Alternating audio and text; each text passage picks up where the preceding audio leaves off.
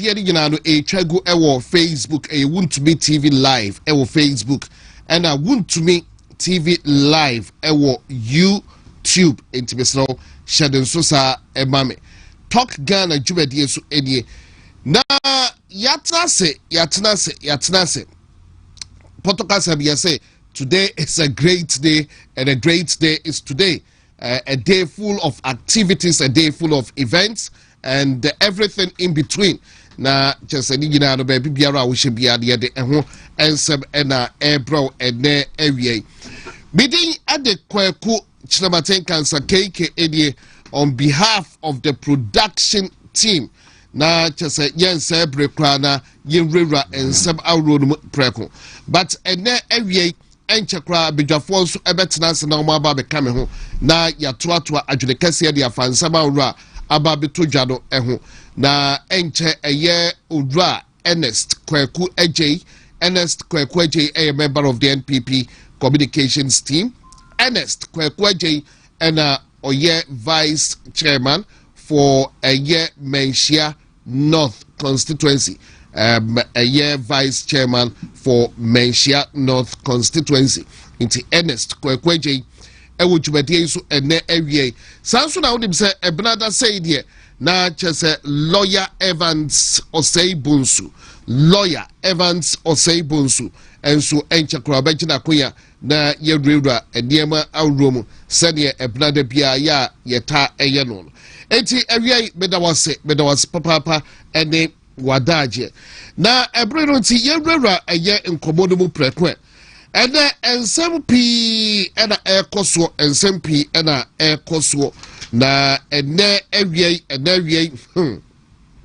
ensabro de enye asem ketwa na sinsei no governance ewo oman Ghana mu no akwakoye bibia ewo ho question mark kese pa na esi akire governance currently in Ghana akwakoye bibia ewo ho na ene saying ene NPP abayoku aton safre eye nsɛmtwerɛfo na ɔmo ayɛ ne friend say press conference na eniema pi eno ɔmo de atudwa ene press conference no titru ne egina so pa na sɛ ne ɔmo ɛka ho asɛm pa no ɛyɛ Pandai rerun and I said your friend by elections no I don't see any NPP4 aye sa press conference no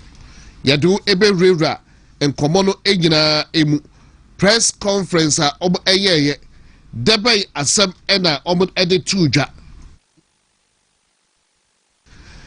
deba asem ena omo ede tuja yadu ebe rera and komono egina emu na NPP4 so eye press conference no NPP4 eye sa press conference no na eye brashe bidwafie nso no akwakọ ye nsempi ewo ho digida efa Pandai by elections and as a rerun of elections yi ho ene brashe bidwafie dom kuma no obugina nso agi atare tuntum ene omo chante patriotic songs na debate ene akwakodru ha yede wo eba bewra nkomonum enkomoni nyina ene say November 24th bosomia etwam no ne de to so aduonu 9 ena Tamale High Court asebdi wie watermale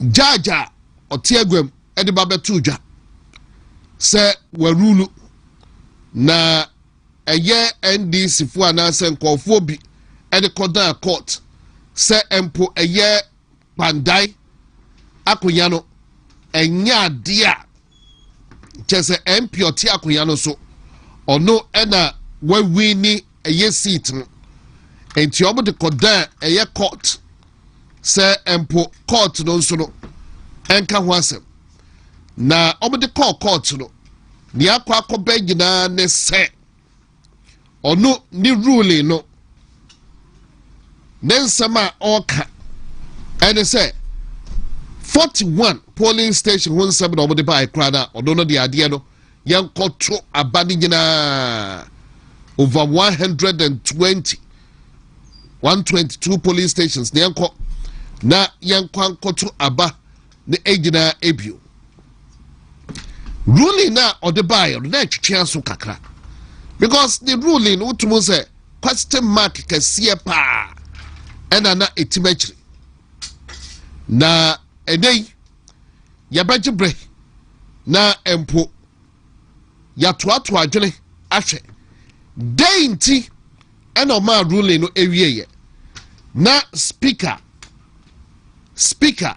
of parliament ebo bodia editudwa ebra na NDC for ese Matthew Yindam a oye eho brasheb dwani omo twena bo so se empo no onfrifie hodom esa se the seat no omo declare vacant no speaker no e kan se da bi saa de no de ontumi enye na odono de obetumi aya ne se obetwen 1st December na wahwe eye ensema ebefree court aba court by ensema na no otwen asem no ebaaye no immediately na MPP for file the friend motion for stay of execution and omo eye say omo be file appeal aside that omo file eye motion for certiorari and no omo the Supreme Court the be hwe no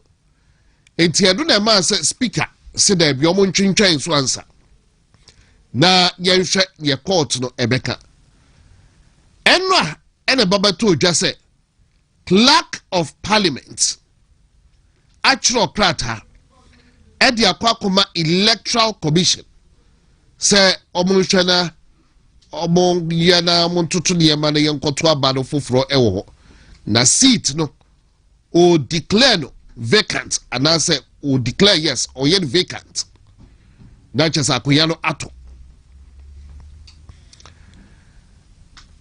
krata no aba betodwa na ene too bad since we have some technical challenges enti ene be videos ahoro ye pese yi editorial ye call so brashemi jafie ene press conference all right here we go yen feel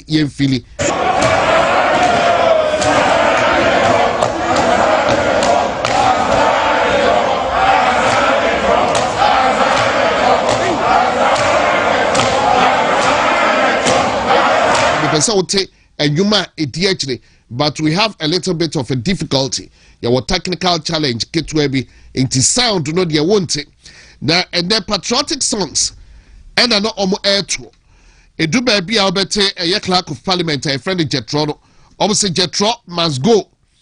A do baby almost say no third term for President Mahama. No third term for President Mahama. And you be a normal air to I don't know. Osha placards ya church oswa obehwe dark days for democracy in Ghana and some be ana obo achro aches obo e kanyina no ana so obo tuyum no obo achro bi so say no de as a President Mahama crowd o influence eye judiciary nyina etiede sa patriotic songs other patriotic songs and no obo air to ewo ho and obo wie and a 7 producer a clerk of parliament Jetro must go no and then when you brepa but quite unfortunate and them sound no and then Frank ano dompre or sorry jina the nine so e bomodia e kire na dwene se saa de we say de omo e bo omo yempa na nya de omo be pene so ne omo empene so ochina na de omo e ye de nyina no enti ase enim enti Frank ano dompre enso sorry jina ne nan so ebubo mu ekasa e kire adwene se saa de we de omo enam embra kwan so kra na omo ntenase ama saa de no enkoso enti Frank adodom prempo ekasa wiye no ene omo sha ase se omo chante saa songs a be se technical challenges enti no audio no emba but video no saa tuntum omo share dede no mo eye no na chese deputy whips no Jerry Ahmed and Habib Idrisu almost minority montumu ase afedu baby speaker say adjubreo na Jerry Ahmed ne Habib no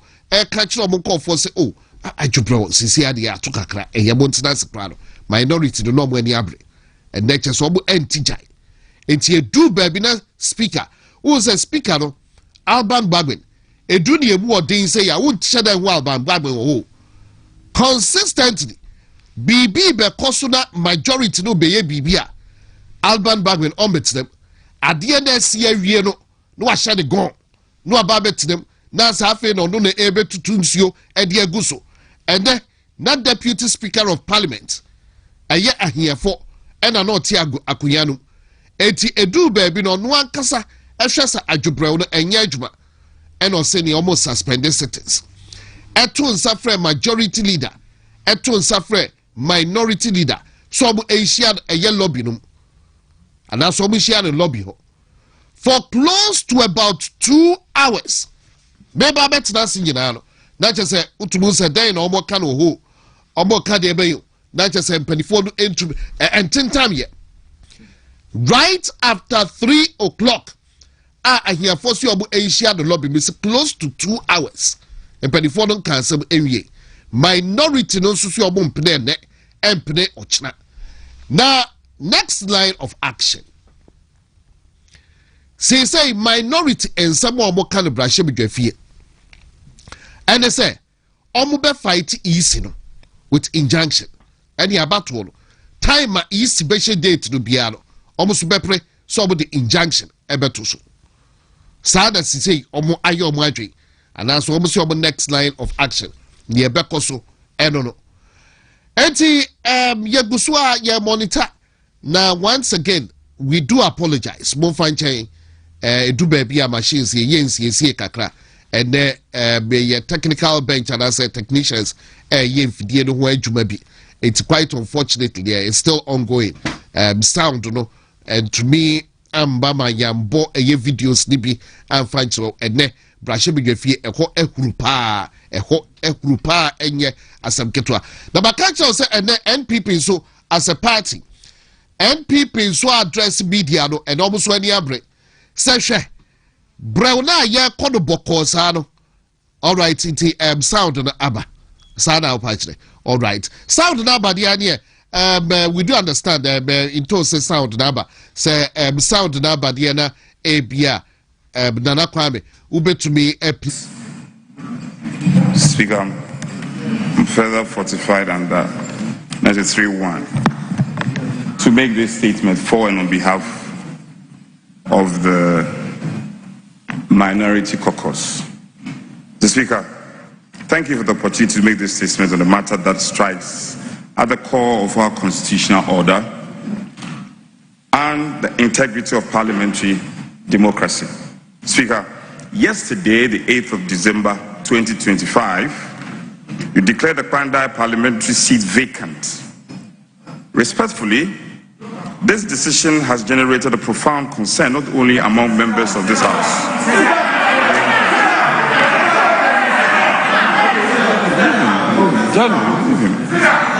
The Speaker, yesterday, 8th December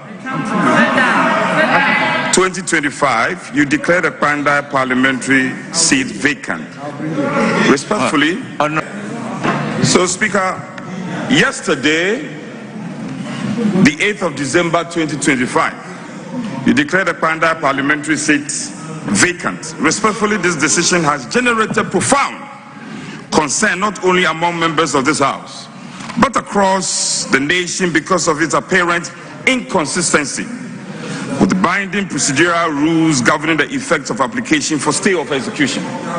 Speaker, it is now threats that where an application for stay of execution is pending for determination, any proceeding for execution of the judgment shall be stayed for the period.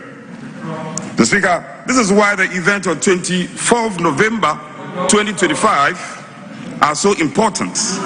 On that day, you delivered a ruling in response to an application from the majority chief whip, requesting that the Pandai seat be declared vacant. Speaker, in your own reasoning, you recorded clearly and publicly relying on these very procedural rules and affirmed this binding nature. This same inconsistency was seen in the Honorable James Kwaku matter during the 8th Parliament, where you strongly maintain that Parliament must not act while a stay of application is pending. Speaker, with respect, the question that naturally arises is, why has the principle changed?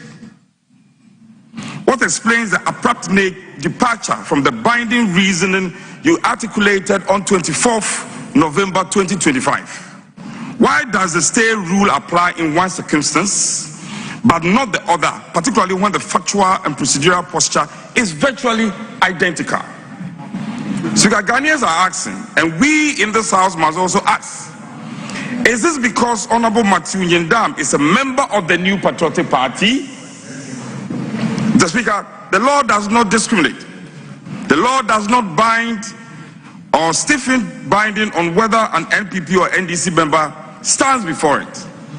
The impartial and consistent application of procedural rules is a bedrock of the rule of law and the credibility of this House. If Parliament begins to act as though legal rules are optional, binding on some days and dispensable on other days, then we risk sliding into a dangerous culture of political tit for tat, where each majority and minority merely waits for a turn to get even. Speaker, such a path fractures confidence in this institution and threatens the stability of our democratic order. Mr. Speaker, today it may appear expedient for one side. Tomorrow, the rules may reverse. If we abandon principle today, we leave the future Parliament with a trail of inconsistency that invites retaliation, weakens the authority of Speaker's chair, and erodes public trust. Mr. Speaker, we must do better.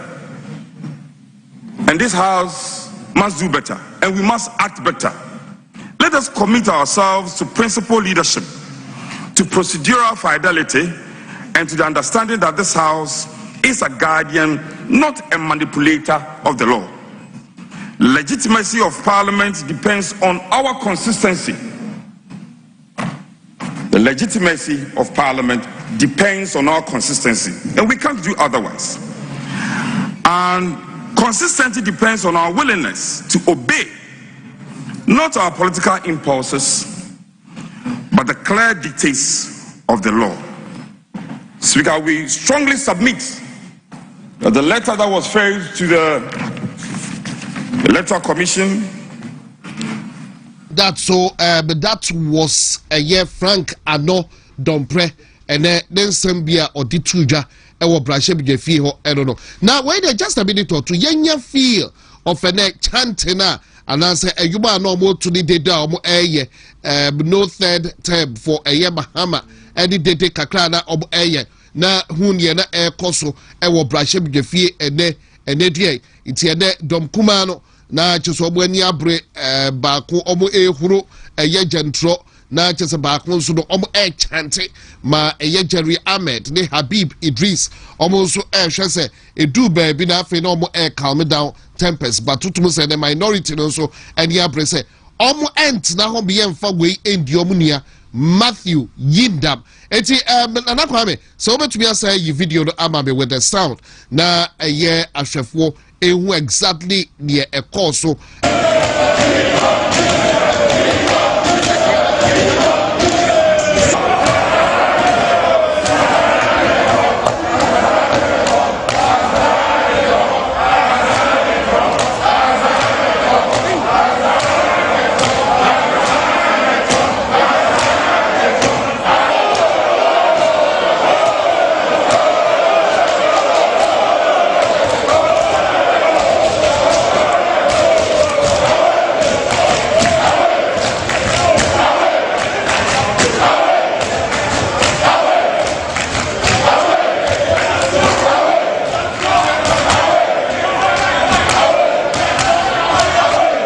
these are excerpts of their course so ewo brashe bidwafi ho na near course so I don't know na makachi was a minority na ewo brashe bidwafi no omuso omo de omo hwe say easy beko so na why na adwene say obeko akoto abana omo no omo entiase omo ebeko court akwakoji injunction because motion for stay of execution and no edaho and a motion for certiorari and the Supreme Court and a bekano and also edaho and jobuno omo emple ma easy and kotwaba ewo kwandayo and then sana minority no so eka says he say no dear ye the emra and MPP party no a year press conference almost ye the emra ne be yejuma na bebia President Mahama edi o my Ghana ekono ase o hwe ahye ebufuo kakra nti eno no so omo aye press conference a omo ehwe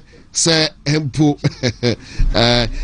but okay lawyer etnase lawyer ababedu a lawyer etnase nti ene yebehwe na yebra sansem nyina na another one and then what is a minority no can no third term for Mahama and some men no can say President John Dramani Mahama why na dwene say opposite state institutions ni nyina no ochi omo ehye ni bottom or the Chief Justice there ehye na afi wa boawura eye judiciary num eco law courts num nyina epeso ochi omo edihye omo bottom na ade oye nyina eye calculated attempt say empo no ebia ono ebodo modiana odiaba be digana so asay democracy no and sansam no ehonyum na no to no brashim dwafie no na say so hwe de ekwa anopai miami nua be ma Ishak Chei Brobe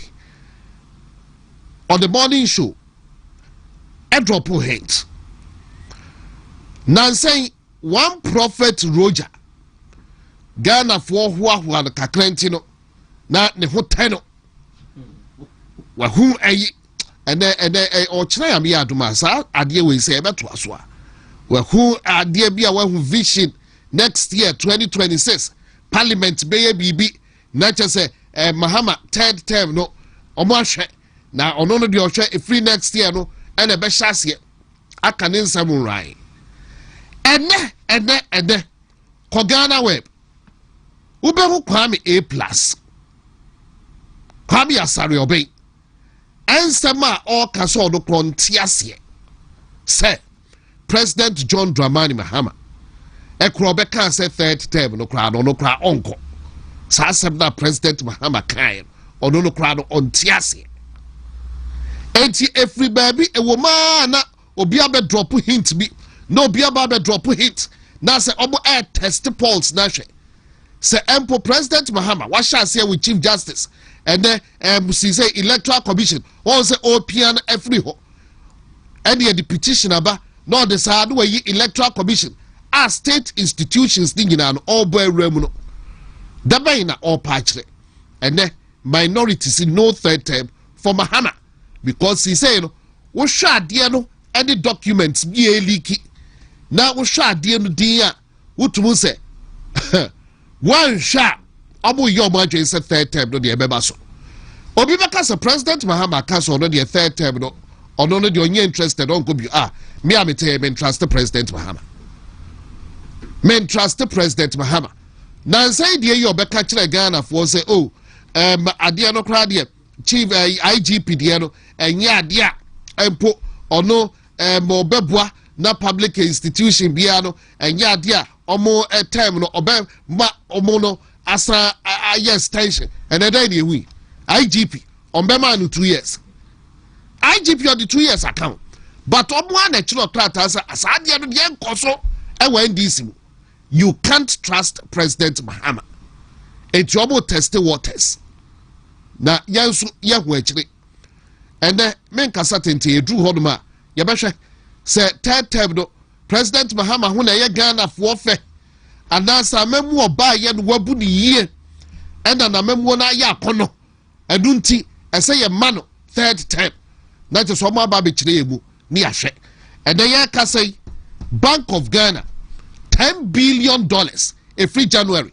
and no more pump into the forex market. Bank of Ghana, $10 billion. More pump into forex market just to say dollar to cedi. 10 billion. And so nurses namho yentiomoka yenform adwuma mumpo 9% and the air workers. Water any who crowd the benjinano and we are saying more pump $10 billion into the forex market. And but if what's na main comedy to be uncover match. Ernest Kwakwaje makachiro sa wajina kunya dada. Ernest Kwakwaje eye Menchia North Constituency Vice Chairman Ofiadom Edne Ewie Lawyer Evans Oseibusu Tuesday afternoon wajina kunya nso ewa ha ebi edru hodoma na constitution wajina say government WhatsApp platform no so and almost set agenda no free dia and ye hu actually we've been given a job to do with him say be a third term bid no and so can job ye dia mo say omo prepare dia mangum no mo be test waters because they've been given a job to do. And President Muhammad you say I'm not interested. It e be do baby you be catch up say the Ghana for Kadia maybe I might consider. Not to say yeah. Ernest, I was a lawyer. I was happy before me mama kwaba. Na probably Ernest, they be watching. Yeah, no morning, no solo metal kana. The was a day or hineba. Yeah, me who nature. Me who nature. Last, but I'm so no him swap. Oh, okay, yeah.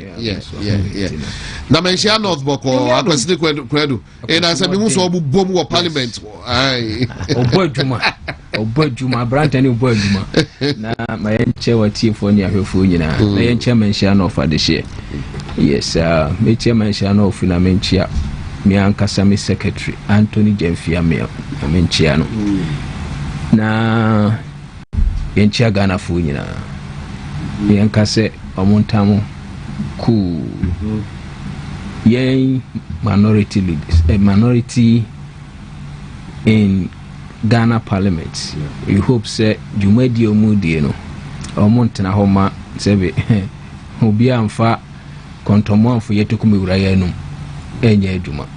And NDC plan or more planning and we'll make sure say we'll deal with them. You know about corner said you're more corner now. Enti a bet cheerful. Na emre no so a enso ye de ya adwemo po atudwa lawyer me ma kwa ba yeah na traffic ko ai I was bro ya no boboba me say me all the program me am mfro and na atwaje enti obeg mu me hu say na o she ba bia na o say fault be enti na wa say me bant me dru na traffic so wo kwan mu yeah. Oh, na mechi a watie fo na ma chia me nua Ernest so me hu na che ono me ne ba na agro no timi so pa lawyer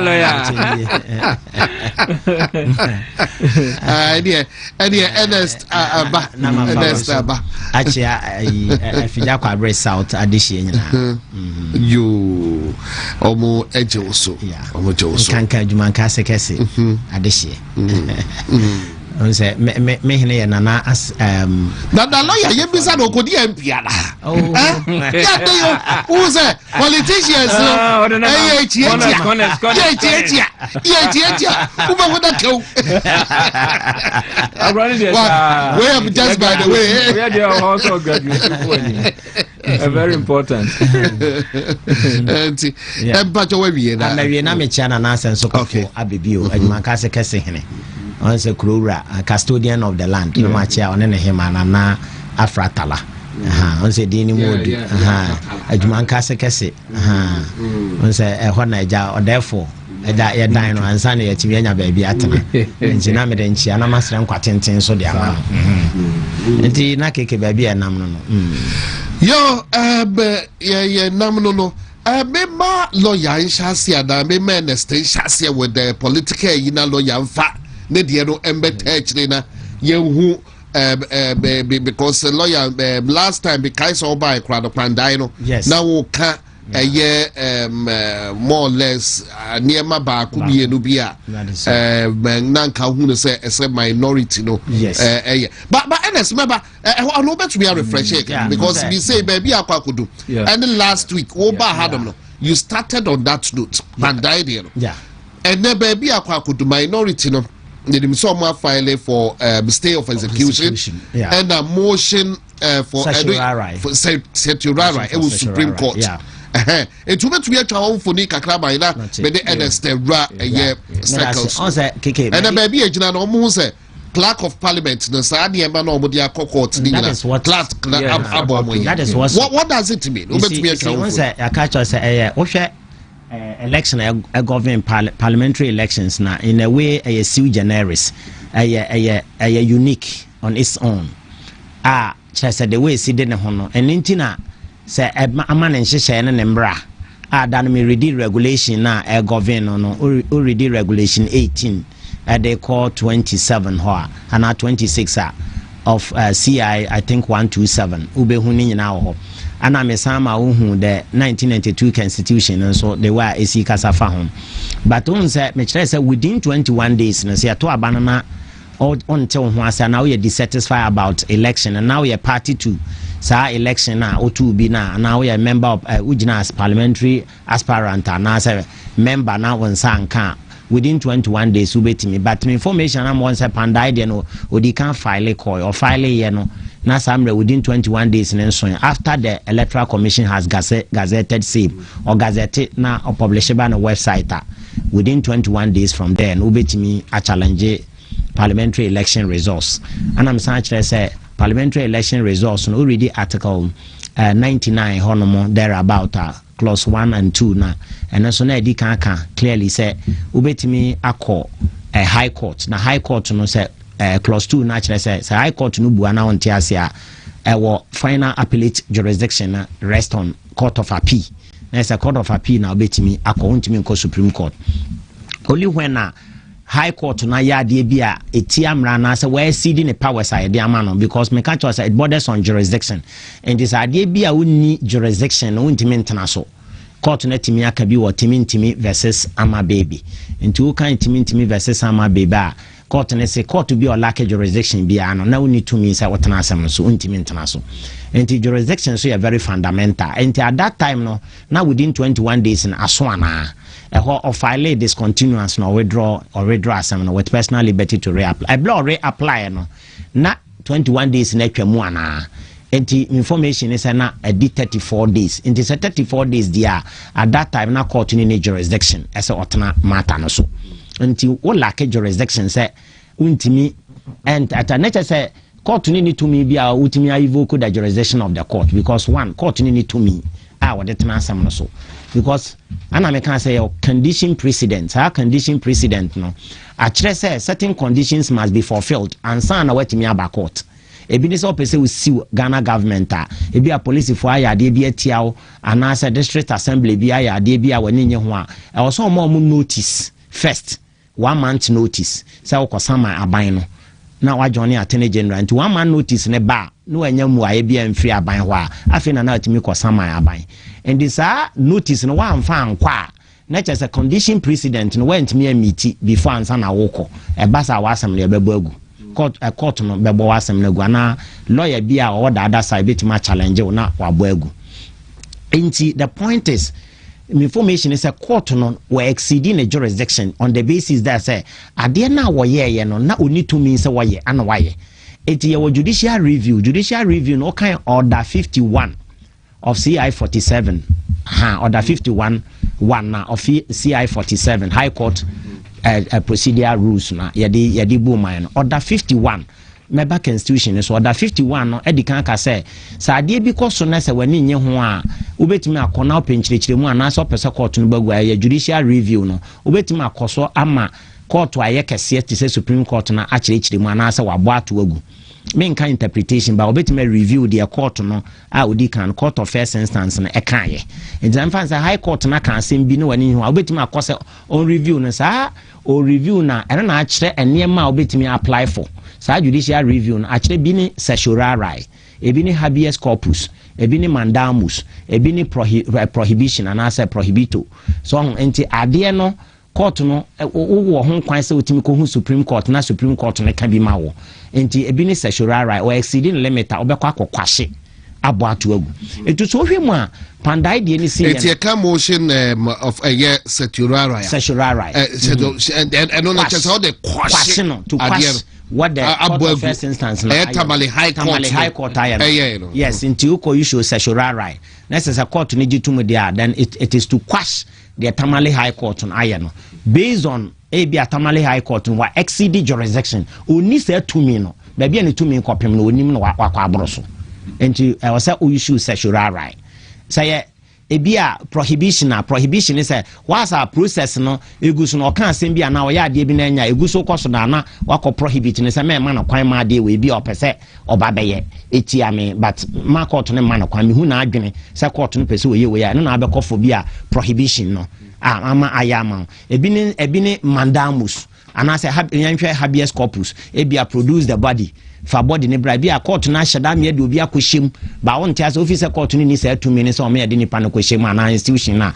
chasa wako eno so ya another judicial review but we ni de ya hwehwe bibia na yes sexual right which is to quash sa decision ana wako wa file ko sexual right itself no enya de a etimi stay ba sa wako Supreme Court say enkwahye obi ayi a eno no mfa stay ma ese court ni nyina ba bi ogina no stay of execution because a court bu asem wi a na se officer on ton ho ase na o appeal a ana se o de court kesiem so monka bi ma wa o ye stay of execution na emo we show sexual right there sexual right no enche court no nyedan enyina ho because ana dia o kosa court na buru ni tumi so ntie yenkwahye no na emo we dia ofale ye no mpese o mbeto ato aso ana osan ye fast ana odi kan court there stay of execution as a court ni nyina ba bi ogina na enti stay of execution no e kire se court na asem na waka no one na nya adwene enti okọ appeal e wo court of appeal almost the final appellate jurisdiction a omo to mean say omotimi determine obi anka bi e wo parliamentary election in this wa call for stay of execution dia once our serve sa de no nko an stay of execution no e kire se the court no kan ye bia ye mfa nya adwuma bi mkopem se court of appeal need the decision nti I want to be question wo mema wato aso okay ebi ensusu ye ne say ko file for stay of execution for stay of a year proceedings as I note it does execution and non constitute execution say be a judge the make no what say be a merely so wa file no na judge no emmemu a and constitute say be a binding ewo parliament no so what question you see the point because everyone be feels that the clerk no prepare no no more file but before say merely file no and say at the end say a binding no when you interlocutory injunction under order 25 of CI 47 and interlocutory injunction say your interlocutory injunction there were two school of thoughts one say be injunction I'm there to so there were two school of thought because already jurisprudence na ebia one school of thought be kan kire we say moment our file no e kire say e was ogina ho another school of thought be kan kire say unya judge ni nya ntena so a emputu no on hot say obetimi atena but we there still of execution e kire say judgment no be dissatisfied about judgment no it judgment no me call for appeal etutimi me execute judgment ni ntia me because be execute judgment ni tia me na me call appeal na me call so dia na say ma de na offer na chase wa fa awie at the conflicting beba enti onya yi stay a obi anya yi stay a untimi nkoso biem obi obeka say bia na mum bia na stale of execution no na MP na oteso no na bia na wanko serve the clerk of parliament what serve no and also na medim because what serve clerk no because you can you are right question mark but medim so what serve no unless there is a proof of service because there is a proof of service enti I was say with the proof of service etimi basa ampama serve no it is a minority can say na minority has to tender evidence because the game is evidence and evidence what is evidence is a preponderance of all probability that means that I was say we nya there nya mere averment a court na kan Huru versus Richard Takoradi Flour Mills versus Sami Faris the court ne say you can't be at say evidence and now say you can't be to say proof proof no ya dia wo di dance ama na di munya dia wo de wano kekeka enti takrade flower mills versus Sami Faris court na can say proof is a preponderance of what probability and that means that a dance ya wode banti if some minority ni hu say omaye the proof of service then they should apply for copy of the proof of service no in free court or no one tender same in evidence press conference near the clerk of parliament. So when you show what tenders are proof of service and say what tender ama obiye publicly, now there are several clerk of parliament there. Then a dear natural speaker and a clerk of parliament it me hasty emma a quine safe there. O mama order say a yin conco or declare her say hoye vacant na is in conco to harbor. That means that it sins against the procedures now was here found procedural in fast nature it sins against it and tenure democracy now. Once I will be back for stay of execution, it puts you on hot. I say was told once stay of execution, but you must serve. I was several copy on, on the person. I don't know. And the clerk of parliament. So minority in a press conference. Then what I will entreat them to do, they say they should apply for copy. Papa na or a member of parliament should apply for copy of proof of service from court. My best server no na bailiff no proof or bear yes our servo clerk of parliament no on fa copy mra. Then based on that copy no you can tender same in evidence.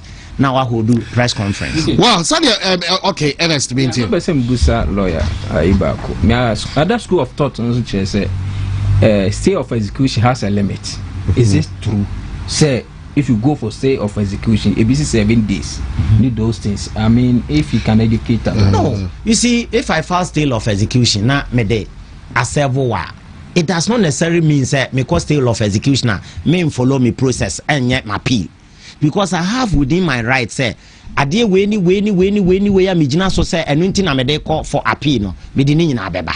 Even stay no kra makwa no the judge na ekọ nanim no e wo say ogitum say wage atum what I say wanya ntuma obetuma be repeat e wo sa court of appeal hobby because ono betumi kra ba ka say we stay no kra menyi ntum what I say but no necessarily does not mean say ufiti prekopa an say wo say a stay of execution our limit is certain limit in inti any kwansa me ko beyond well when the lawyer there Ernest to so be said I think some artists have school of thought no sa 1 week window no me say Abia Tabale High Court a ruling no correct me if I'm wrong but I see a 1 week window bia and no na minimum say bia within that now betumi akwakoye stay of execution after 1 week no I think say I don't know why I won't. That is fine. So the point is, on say me issue I me reasoning say stay of execution no. Say ubusa MP na MP so why stay of execution within it. Within the time frame. Because I'm say ruling ne buy I'm say na de. Oh na show bubuto. Because before a judge ne be ruling no. Na omo no Eddie can't prepare almost stay of execution because based on information no medical work tamale surroundings and environment and they say idea be a judge ne be ruling ne de tia wo and into no ma prepare stay of execution ne dada to ruling ne by ya no so file ye no mo serve ye so the MP was within a limit within with the time frame no the year ni stay of execution so me point and said the most important thing is whether or not stay of execution was served on the clerk of parliament and none of me what issue because once a minority in a press conference I don't know whether so much me approve say stay of execution was served on the clerk of parliament. Okay, and then but I was listening to one MP or Dr. Napuana.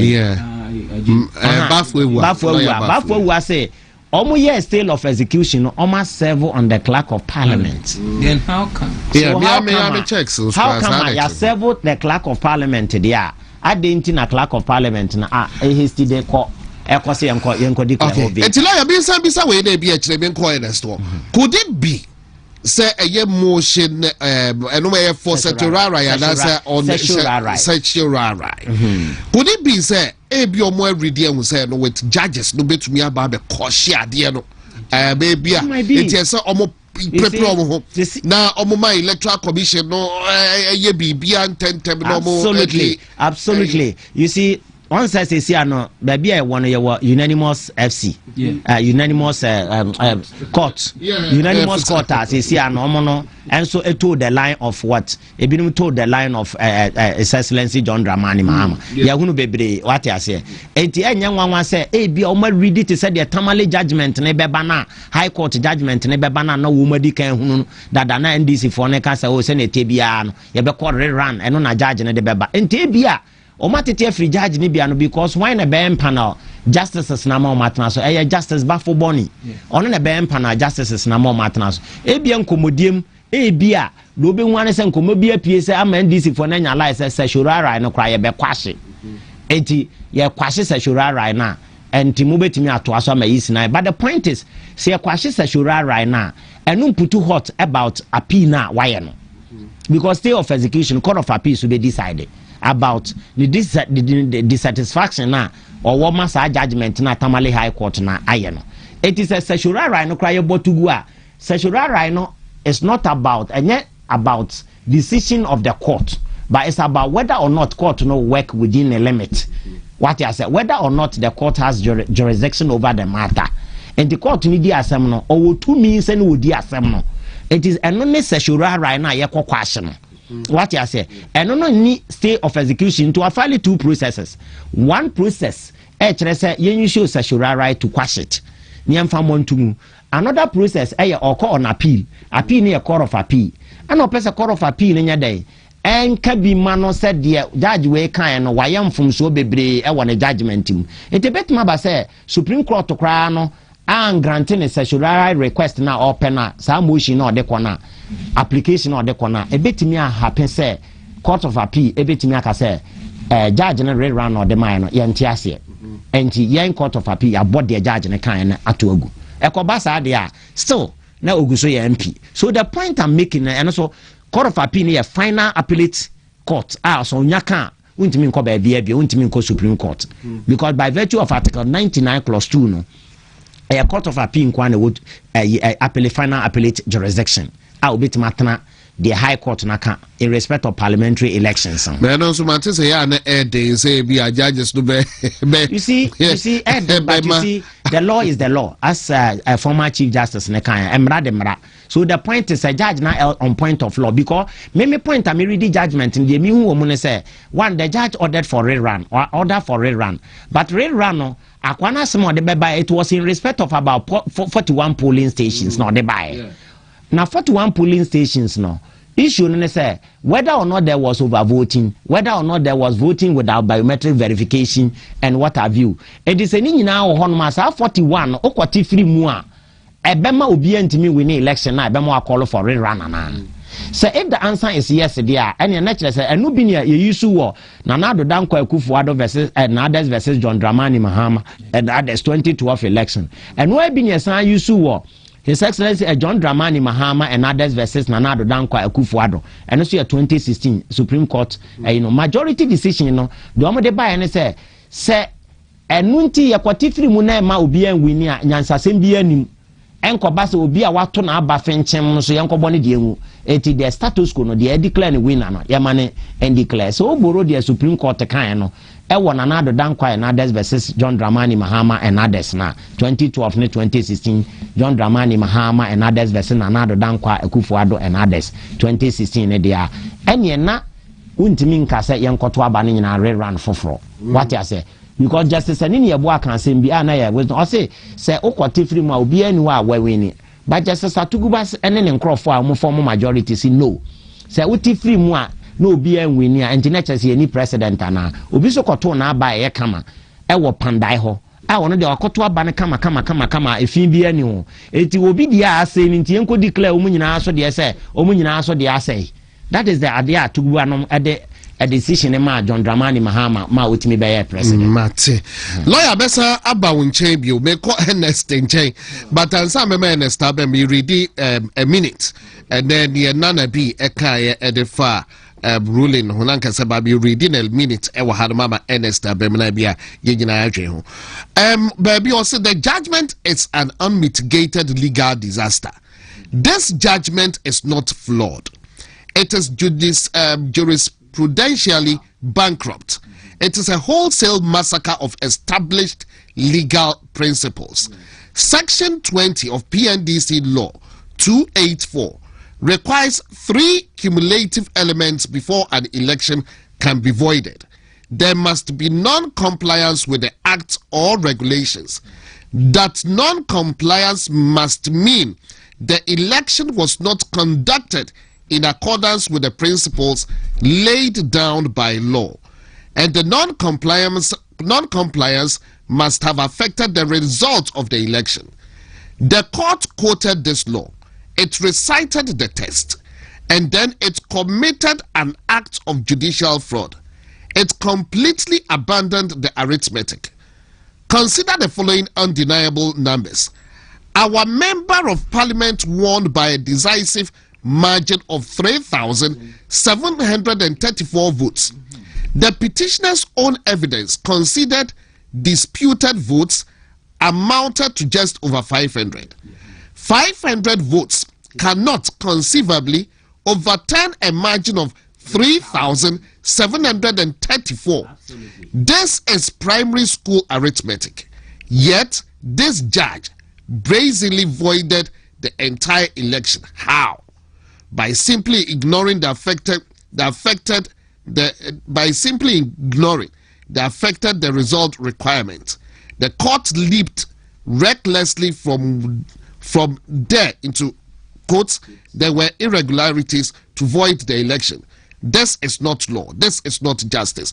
So it goes on and on. Our because regulation 48 was deliberately ignored, and it goes on and on. But Ernest, when you here for me go to Nana B, and then in Seba via or the Etruja 500 be overturned 3,734. Okay.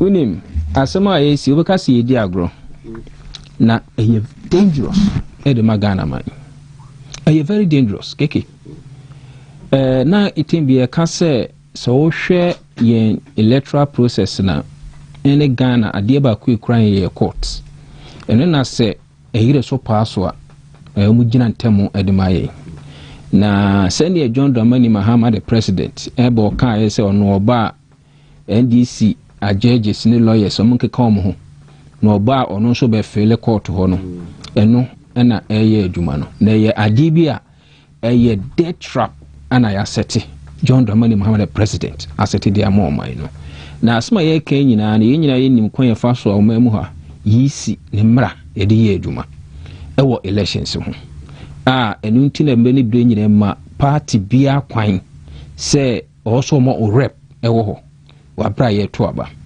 ana se ye to aba ne ko ba se be bia mo to aba no ho ye ba ho at the time mo kan na yisi ni security personnel e free se emoa omutimi ekasa he kan ba na enye yi enti bia de aba no eko coalition center then o se party bia rep wo follow nye se o kase e bia meko anamenko also follow because idea tina isi so hwa almost it say ekoba na se bia nipa na yeto aba na sana so onsan odi ase na de awoma ka ne sensan a ene se aba na yanyintum ebi ani si was dam by a hono in a sense say we see the history of the whole thing about general elections and a year too and akoba say ye kenka mana NDC ni hu so o lose no o man nkrofo ekoye eurikasem ho so tiase it is eurikasem no mo ye no e wo ho no na mana ye hu so mbetimi ato aban no enkenka ye so e wo ho and akoba so mo do come original office no mo koye counting no enti e ba ye send your party bia or rep enti obian so ma nipa eden e di akire. But NDC nino na se NDC asamanyoku wono no kofa sa ankrofo no bamba ye sa dede be ye ebe scatter eniema wo ho na omo kro no wa ani akira anko eno se na woni ho and for that matter one nyintum keke that is the basis and semi nyina ni e wo abro mo kenka ama no the owini MP no owini over 3,000 the guso nkoano edo so sene nia the polling station NDC parliamentary candidate no file or court no I can remember 500 no we 3,000 something 20 over 30 something thousand every saying 3,734 if you am the guso kura no the guso no egu MPP ni de no so no wo de koka wo de ma your friend say kura o enko ba bia so na as ni die na we kire yen MPP fo de be eka say ya na hypocrite sometimes that's the term I will use ye ba to me ye ba ebenya to me Ghana for to abama yen and ye nya to me ne kire Ghana for say your classmates your nanfofo your business partners you no more parliament for that matter ni mebo no more yen kura na yen kata o mo achi so ti ase ene NDC for na kire MPP for say ekwan ye di tumi eye adwuma enu bi ene na ekoso no enu bi ene ekoso no na me de me ka ne maka biem say ye besre Ghana mpanifo ahemfo wom asofo se eniema ekoso no huma Ghana mama nyoma bi say ye MPP na enya Ghana na enya because enche ache kura no emfie miensa ebesa abeto aba ya abeto aba na sa esana NDC etwa to ho no say ya hwe ya keke very dangerous very dangerous very say ya hwe ya keke eniema ekoso no sebe yesi kwase adua ntuaso mpire no kwase adua ntuaso mpire no enti se ene omo free NDC na wo so ana NDC ahori enipa eye NDC judges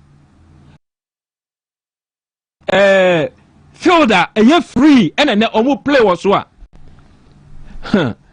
to me necessary na woni Ghana for o metimi ahwe odin se ye na emera no so a no ma kire wo bibi etini e koso no mo hwe ni ye NDC fufi so mo hwie because Ghana fo ama wo mo tumi a eso bro so e parliament e don pe bi o betimi aye ye di enso mo brebre ye enso mo se ho mu wo mo fa ye nko na se bi awia ye no saa na enso so be dai e be ye because se de wetimi koso na se judge ni timi ema eniema o mu yusu tumi o mu yusu se upon se MPP namra kwan so fairness ediama omunua na mo so mo se mudi tumi na eye adwuma no se de wetimi koso Ghana be mani etena so hwe e mane koso a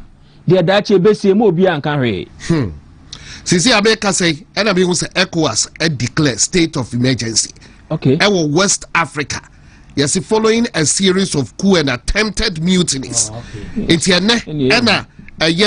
ECOWAS Commission President Umar Toure, the 55th Mediation and Security Council meeting. Abuja. Yeah. What's it? Benny. I'll Benny say before the year. Yeah. And he said, "Oh man." I didn't say it's not the idea. Oh, say we'll be a D. Obia ye din to say the ECOWAS will be anti. As will be anti you. Wow, we say a nipa was so down ye di aba a boyem. Ye di aba a boyem, yet a chill will be sat. Yet to a barmano. Ama were winning over 3,700. Almost 4,000. Almost 4,000. Not a nipa on the call quantas aqua basabasa.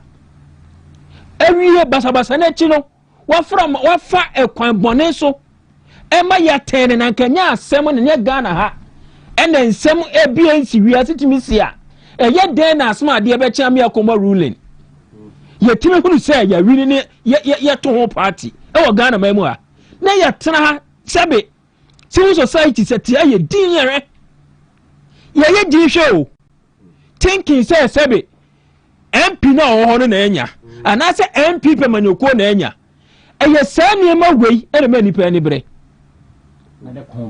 yes sa ni ma nipa ni bre Emma ekon esi omaimu. These are some of the things. It's your best say. Say sorry.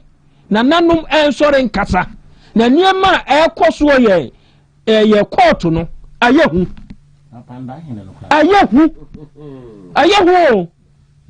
Sadi obi ayedi. Osi Keke, Misroma Yamao. At the government was a platform years. You understand? Why should we entertain this? Say, anyway, say, lawyer came. A nipano after the procedure, and also. Mena Medimas and by, Medimas and by, may say 45 constituencies, and I said 45 police stations. 41. And I'm free, some one, some home. Okay, nipa 500. Okay, then you nyabo nipa 500. Nipa no, they were leading here no. Okay. When you over 700, abro number so. 3,700. Abro nipa no so. So okay said that 41 no. Who di ni nyina akora man dis ni na. Still no, nipa ni wini.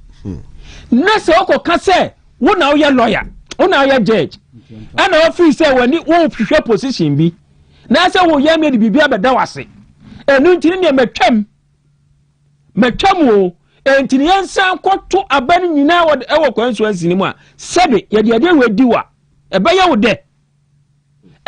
de enti se ye masade wei eye twa ka de da ye ho a ene ye nka huru se Ghana ha the next elections sa na beba because se kobona so wulusu a koye katakata wo skata ye yes, they come and be a cocaine menko. I know the day so one court no one by me near, which will the court, and yes, I Eddie game 2 million amount.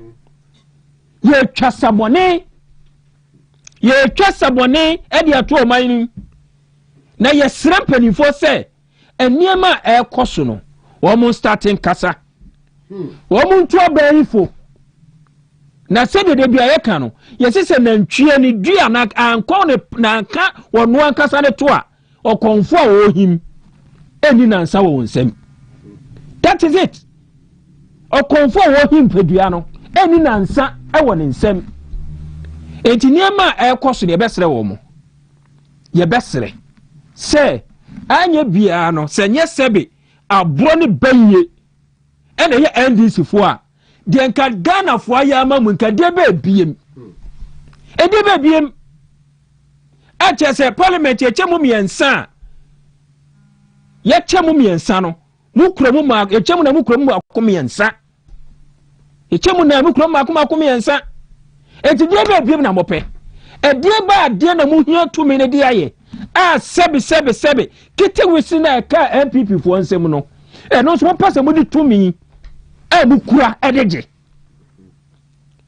eno ana be matima bo o mani ye se seat ba ko pe no ana be ma sebe ahohiahia ene wo haw na manhuna Ghana fo kom no enne mabuna wo Ghana ha enya aduma nye no ene ne betima mo mo waye ye musa ye ho anya bia ne ye kan mabunu egufi o mo nya aduma nye ebi mo ye aduma ntimi nti o mo ka se by elections na msi yakoyesa elections here how much you going to cost us yamusa akoya yaje agugo ewo memu ha se keke mi busa o Ghana ha any contractors na Ghana no ma to appreciate so mo wey in Ashanti region mo wey so ti ase enti e besre wo mo say wo mo make sure say emra no eye adwuma Memma MPP NTS and NTS Yechina. We shouldn't allow Emma Sadio Nkoso. See a man Koswa, the next person will follow. Yes, a man Koswa, the next MP will follow. And you didn't know Mashe. Some I don't know the Nana Nebika, Omo Blekuma, where they Ablekuma, Diano, and baby I pay and Skumi, that be an Skumi, and I want to say only the Omopamu Pandaya. the almost area Canal Damois. I can have that one. Canal Damois seat in your back. A one of my one you say on Bedges seat in us free. Yensem, MPP in some.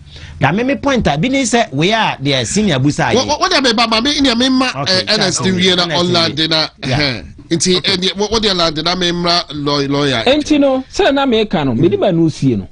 Ye bestre say a queen be aso. Was a MPP faso. Nay make sure say Emrano aye to the latter. So Koba say yes. Emrano say upon the yakanyi ah enkoso ni enkoya elections na yensuro ebeko ye didi say Koba see ya go through all the processes. Na Emrano say the judge na kana no anetia fine. So what you say? Fine. Now aye asem da ho e de ma obia. So what you say? Ti so so nya tumi a. Now so do tumi no. Aye do betimi aye. Say de bia lawyer mo ka say court no case obi a amafo aye ato ho. Similar nature na mo didi asem. E diduru ho na wutwa to ho a. Ye so duru ho a ye befa. Ye so de aye adwuma. No mo so court to court. Ni a started a pamaye ho. Ni ye hwese parliament e betumi ayeyi a. Nti e besere. Ye besere pan se. Empanifo ene omonkasa. Ne kwan a judges ne de nam so no. Anye sa asemsi Ghana ha ye nye baabi amfamfo keke. Mate papa beda se Ernest kwekweje ena wote ye no. Na Nana Kwame meslo video bi abedu nche we dia meslo Nana Kwame ya no abobodia dia atoso ababe. I think say later on Alban Bagbin ebepie mu ewo chamber ho no ba ya minority de dia obonsa pempem ye buey table no ne hokro ne ba so no me pesa giehwe Alban Bagbin adim ogina ho no waye na adim say na me say na we na akora wu bi da last year da ne waye sadi Alban Bagbin e fi da di egina ho say eh na de be ade na muye I say oh who be da kura no we we ase and so last year mo na bo kira ye yo and yeah minority yeah baba yeah majority na ho you did worse things e wo brashe bujafie enti Alban Bagbin sa look no de e fa ko kira brashe bujafie te say de minority no obo ye no hu bi da e wo parliamentary practice mu enti Nana Kwame wo de e kire ye video no ho adwuma na wo de fa to wo ma etiefo hwe e kwan a edei ode hwe eye minority no edira eye chamber ho but ye ko ye de lawyer na wo ka bi kakra na mentie me honest busa question bi say stay no ade na ohia CI 19 Court of Appeal rules na CI 19 na CI 19 is stay no so odi kan the judgment ba within 7 days no automatic stay. Okay. Court to be able asema within 7 days CR 19 no actually say within 7 days a automatic stay I will say we stay ana applicant na why aggrieved na okwa appeal no or within 14 days I'll be asset in the rights into within 14 days no but say okwa appeal na appeal itself na nkasa okono it does not amount to stay. Me pa choti ayo say me say ya buati amentimani anye ho me kwa appeal appeal itself no enkyere say e will say stay but also we motion adequate apply for stay no enti motion for stay of execution enti moment abey sa motion na kono the judgment ni nya ba pe within 7 days na automatic stay that is CI 19 dey can no now within 14 days na was with me file motion what court ubu ama me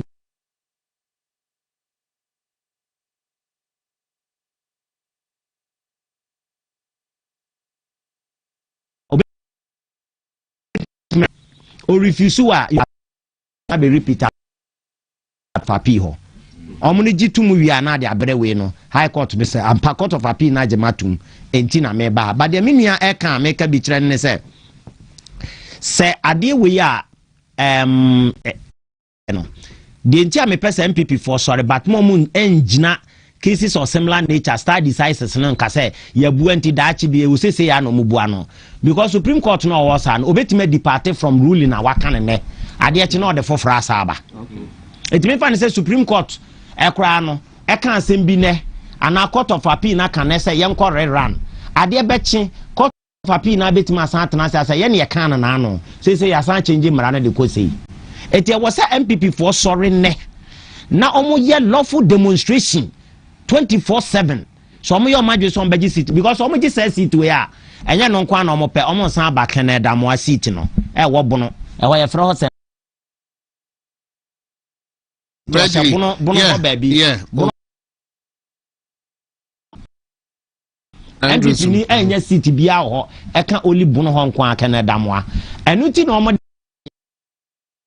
yede na court no ye twene denden no so that ekoba se bono na seat no ye declare ho vacant na chese ekoto aba and next target a omesan kwa kwaje say seat no ba mi hu di NDC de seat bebrebe ne pese wode adwena ba tete mo na omo pese omo kono so ba hwe de keke over article 66 clause 1 and 2 ubie 66 article 66 clause 1 and 2 you know ha yembie 1 and 2. Okay, anyway, what you call it? Article 66 clause 1 and 2 no. I can't want them clearly. As a president, clause 1 I catch as a president to be ano. Ya my term of what? One term a year 4. Over clause 2 na. Also so oko 2 term anti term of office no. Also a year 1 term. 1 term no meaning 4 years. Eti over clause 2 na be catch as so oko 2 term. What does 2 term mean? Underlying word that we use here sha into 2 term na chere say or say you cannot untimi you shall not what seek untimi seek 2 term more than 2 term. It is also 1 term na 4 years na 2 term 8 years untimi nsan ko biem and the provision is very clear.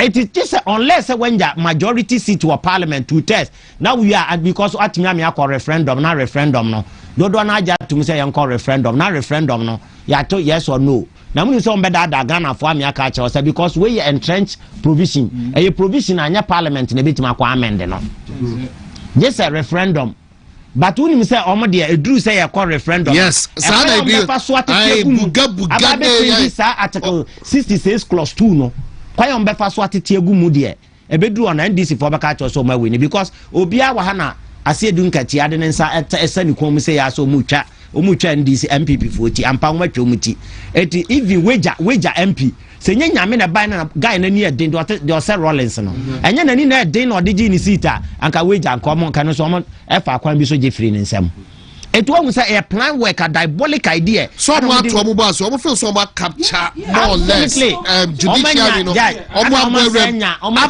to use their words balance the judiciary no and to say almost feels almost hodoma almost balance judiciary ni kwa balance dia na yepe judiciary na tilted towards online exactly yes tilted towards online it is the only thing na ombetima ya ne say kobasa yes or no ni atiagum ye baby say yes a winning no your article no article 66 article 66 plus 1 and 2 66 article 66 of the 1992 constitution a person elected as president subject to clause 3 of this article hold office for a term of 4 years beginning from the date on which he is sworn in as president. And the term of office no say then 4 years. Yes, 4 years. One term of office then 4 years. Yanko clause 2 no. Okay.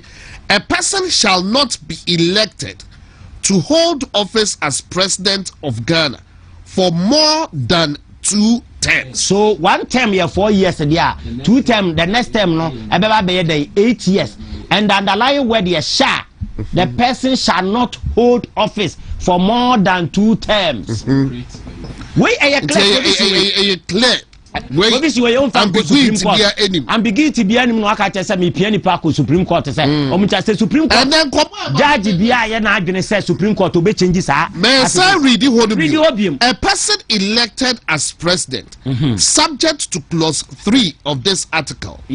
Hold office for a term of 4 years. Yes. Beginning from the date on which he is sworn in as president. Yes. So 4 years no, or say 1 term. It is all more than 4 years a be 2 terms. And the 2 term no, then 8 years.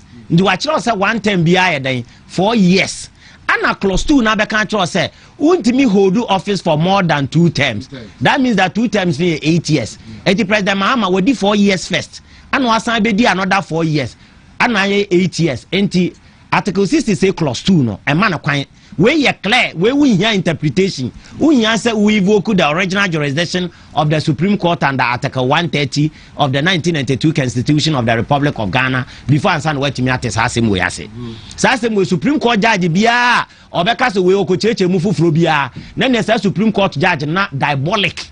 Ade bia adwenbone and the Supreme Court judge or what government was our platforms. Na even ya appointed Justice Denis Ajay. Okache said that the learned jurist, what Justice Denis Ajay, Supreme Court can say, what's the provision here clear? Clear. So Obian wa bet ma be changes ade we. Name adia omusiki person omo ye ne say, yenya majority wa parliament dia. Enye yempe mo kranka ho.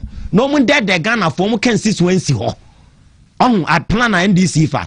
Say ya je Canada mo ade be kan wo ya je ha. Enye ne wo majority nti obi akọ ni polling station na onko anani constituency a onko convince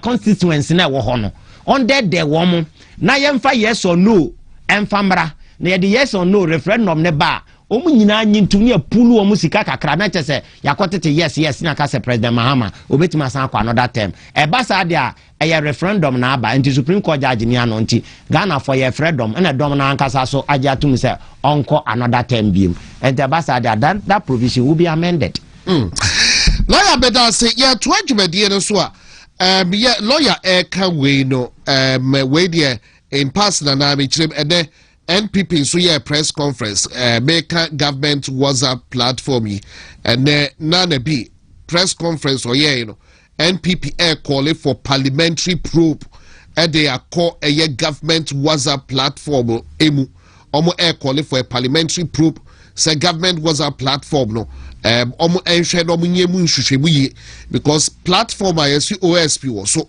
platform ayesi auditor general was so platform ayesi charge was so nempo Supreme Court judge be a what government WhatsApp platform no so no and nana being so omo call for a parliamentary probe but wait a minute lawyer what does it mean say be a judge be a what platform because me and rather make us say judges or need social life. So what would it mean? Say we ever can say judge platform. Also professional governed by code of ethics. LI. Into LI naturally as a judge the obetimi aye as a lawyer the obetimi aye. Enti say bia oti a lawyer so do ho kobo criminal offenses mu na ade bia obi a criminal na ni ko deal ni ade a ni nyina etia emra.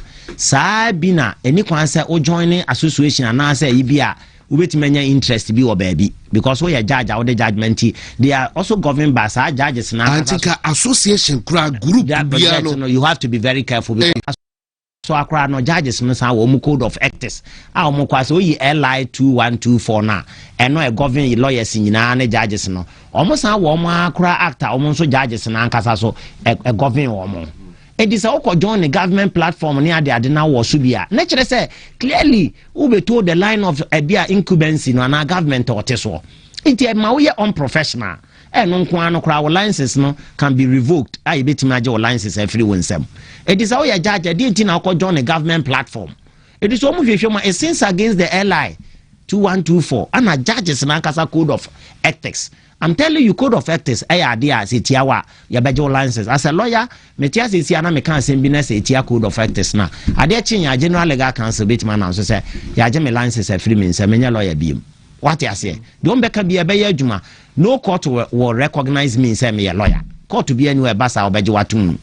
We are being governed by code of 18 as will be about our client to grab our letter of engagement. I thought that client to be with Marco Chantrato say, and a lawyer never buy me discussing a man on me. Say. A cobasa, only she I cry. What was the agreement? And a letter of engagement. Nina one Fabiama. Let us say a senior against who code of ethics into the client and a bit my no credit because of by a crowd facrat be a ma I say one and she say net yet. So we are being governed by laws. And Chesa Ufiti Precopa now we are dear be me a judge now here. And to say, be a judge no government platform and our platform be a yard minded the institution media. That means that our interest and conflict of interest across with me bow. A bet to me informal judgment. Say be a discuss SML or platform you see. Now so tie commodity be na chese. Absolutely. A bet my informal or reasoning judgment or whatever. What you say? A bit my informal reason judgment or whatever until the judgment never wine a bejedi. It was we stay neutral and tina so be by jaja or classmate crown or by jaja on a young kofa na sankakra. The reason being that say and just a lawyer for none dom koya judge. What I say? Yatias is your source next year up so apply now koya jaja. Obeko no cultural exams no ashas now or him. The point is what you saw by a judge into by a judge there. Tina President Mahama catch lawyers no so almost bench and balance judiciary. What you saw by a judge? Open see from my lord. Fine. It is a me mate no abegina on my lord. Some media need ma walk courtroom or my lord. What I say into Usuno and mere bon mindset my lord. Ninti me no wa yonko fano crano. Say and I'm for a bobble boom ye kobe bia boom didi boma. At the time I'm a bedroom court no sad the any year jume beam. It is judgment now what they by and where I yonko fa one me wo. Name on so the judgment ne ba pepe. Ewo issues that wanim and the original national judgment aba. What you say? Either than that, say a corner and funny idea there. Send and cababas and can and come in. I don't see a judge call for class a baby or multi-craft first night. Absolutely. A 2 months judge be a judge, wouldn't be judge be pa, but all phone craft and lies so adding. Or you are down for power, you adding. Oh, con hokrana adding. Ubon se do baby cry and kwaji and adding. So betting yako. And 2 bones and movement to crano. Minim judge behind me through VIP. Meneno, me yes, minimum nana, the Yamusheno, or Pajana, and he said that the family get to Abby. What I say? Because at that time, maybe I wouldn't be our set as a Ninu ever through VIP now. What I say, and to the nose master said the news. Oh, Ubi I see class a VIP, Nagina, so be uncle Babina, Unguso, one on when see they say our high court, our baby. What I say, when see, because me do you know, only so be for bass and cry, ya baby, munina. I be penny city man. No tare baby sa no di nose mask. Akata na ni I don't know there or the team what I say. Because they do a movement na I restricted kakra. Now we the boss platform was Mobia say Supreme Court judge cry now ti anye na kwa left baby judgment bi a make o send akomo obi na mistakenly ekoto sa platform one ma. Next will be also say wa wagu ho anim ase. We na aka ma sembi. Roman sofu bi a o send it by a pornographic movie hino na mistakenly a better platform be so a better platform no so yey is say no be fast say oh me dey kwa kwachira de wo asori na we dey nka asori na nka me dey kwa church o ma de say de on be hunu no o si ye mo fa nchemi o on so ana ba beda o ka we obi en ko beje adi o na so ye fada o de o mpa de na ye de na pono ni ade de o be say de ade ana so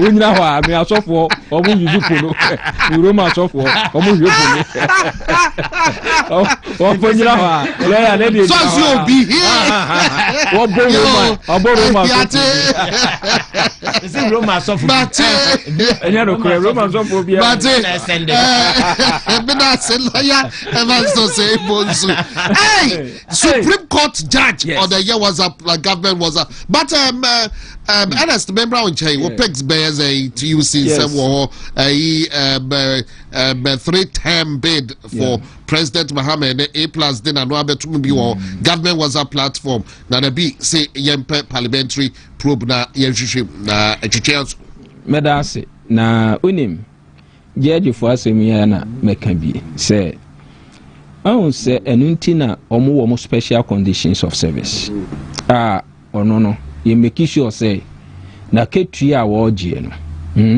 we be Kwaku simply because say yem pese da achu be wi adwuma no na ho be kwa ho hihi na be ko bi kura ho so wo koye dai ko pe bosia you understand into omo live well omo live as monkey play by sizes into omo ankasa no omo aho ena at least omo wo that kind of social life na yebesere omo na mesere lawyer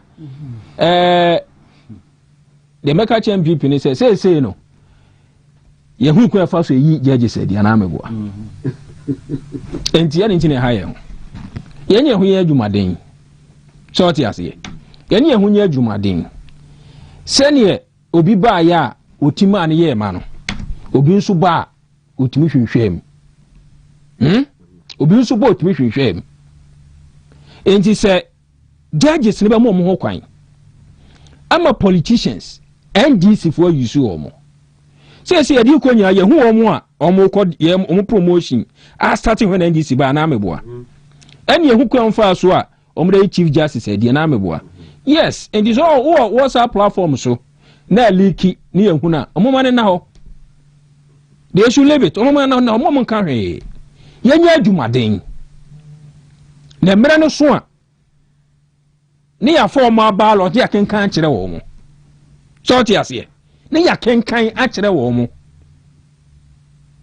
na omo hu ba bi omo gina so omo say the respecter society e de ma wo mo Ghana for the ma wo mo taxpayers money ye dey make sure say they would live well ye dey mo mo mpe no say politics no mo pay there they should allow it to go the way it is going na mmere no so a seni atare ne tie ne be hye wo mo eti mama ye ha ye ho kra mama ye ha ye ho we should concentrate and make sure say ye be ye adwumaden na seni NDC fo koni on be koni sa Ghana fo be show money monyam pa na John Dramani Mahama the president almost started test waters say obesan akobiem na impress aso keke yes no correct say Ghana for the 2 million ma NDC the majority ma ne broso to test no wo ma ne broso now adia NDC for entimi nyane se oma bema awu onu abefa furu na wawo na emom se de tumi ya de edi tumi atinchim niema aye de ombetimi aye na ho na de tumi ni ma wo mo se Ghana for de ma wo mo ana se koba se ni John Dramani Mahama any NDC for planning any say A+ so hwan kan any commercial asofo ehye no se bebe mu a Ghana for na be na bem keke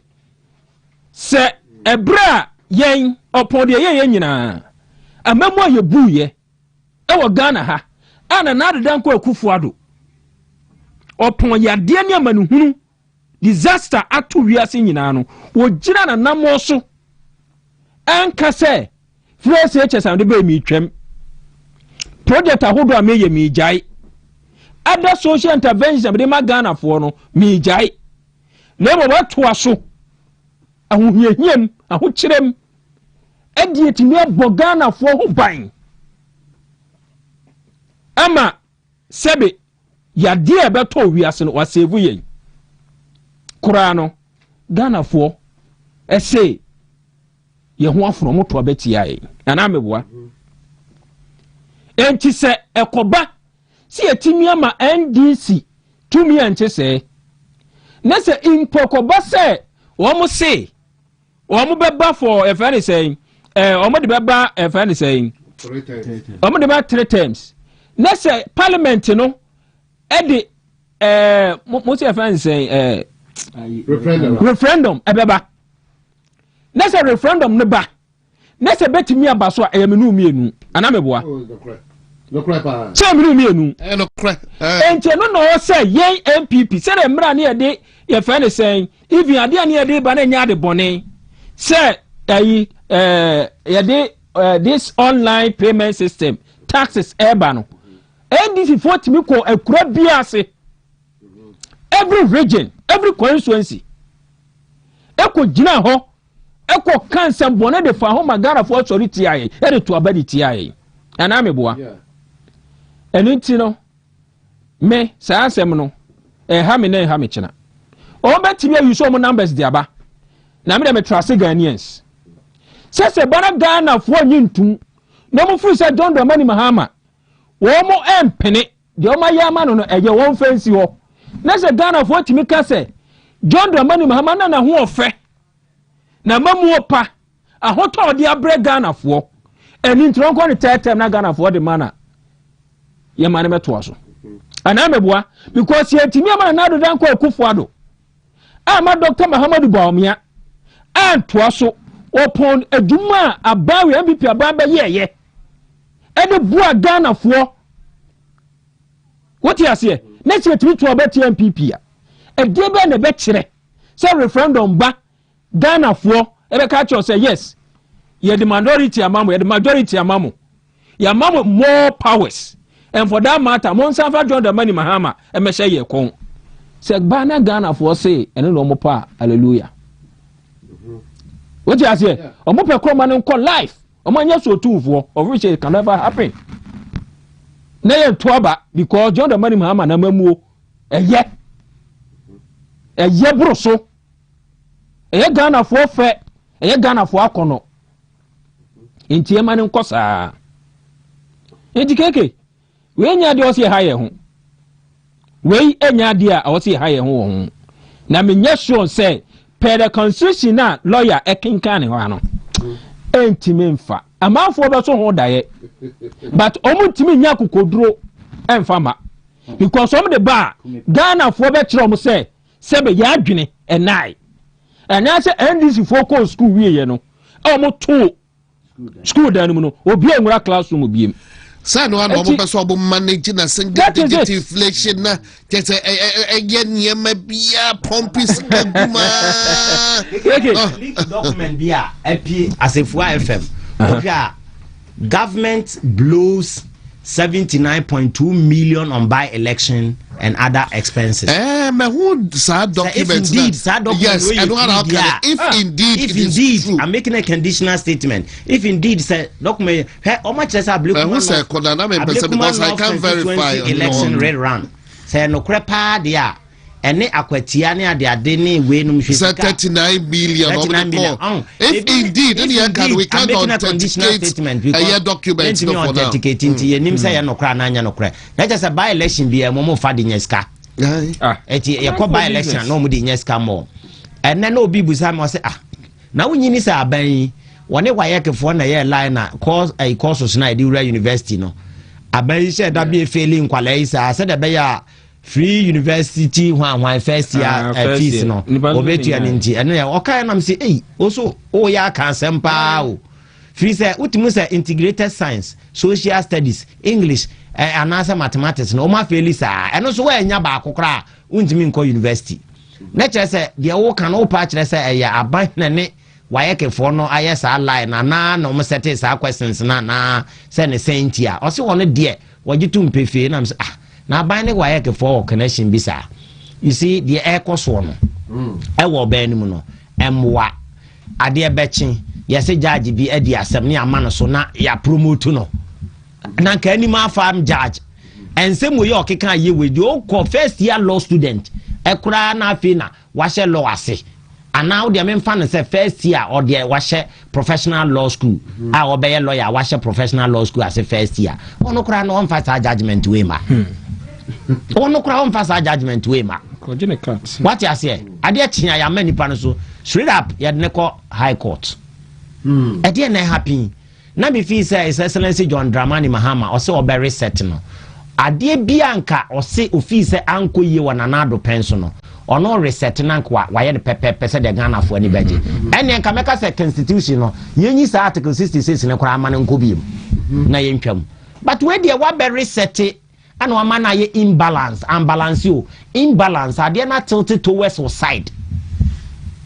It what is happening in this country kiki anodin na me de manusie na me de achia Haja last killer because Haja last killer there John Dramani Mahama ye nyina no enso da ni ba ko da ehu ma me na Haja last killer ote ho no so hwe keka wontimi ntana Haja last killer it is a man kwa one ne last killer obetimi ama Mahama ko position na se Haja last killer ko hu se ni ebu o man near the force ni ade na wo be change constitution na ma me tisi abontana obeche soja ni awokotu aban agu but beda se papa lawyer Evans Osei Bonsu na news aba kire sa de be ka kire no na kwa menti wanyi video yi amame na bagben ebe mu no the abane say minority na ye deda ma bagben a suspended sitting no omo ye dede mu dede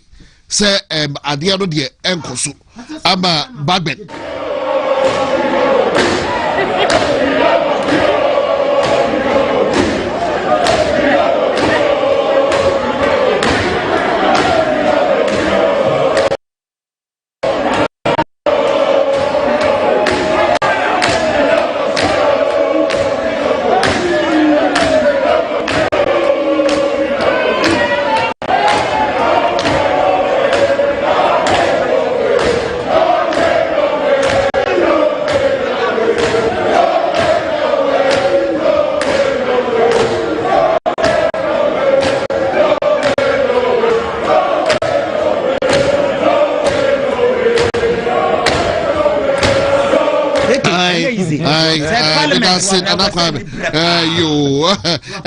headmaster court na say suspended sitting enti others kwekweje so meda was papa meda was ochina ya be aduma ya besa atna ose Dr. Muhammadu Bawumia ose campaign gina mutin sa tie besre esi ahene enu ahene say the Ghana for canon say Dr. Muhammadu Bawumia de waye bi yenimu no yenimu modern bo mejuma waye tie sre wo mo se emira no so Ghana for so ensan fa Dr. Muhammadu Bawumia ni de emra na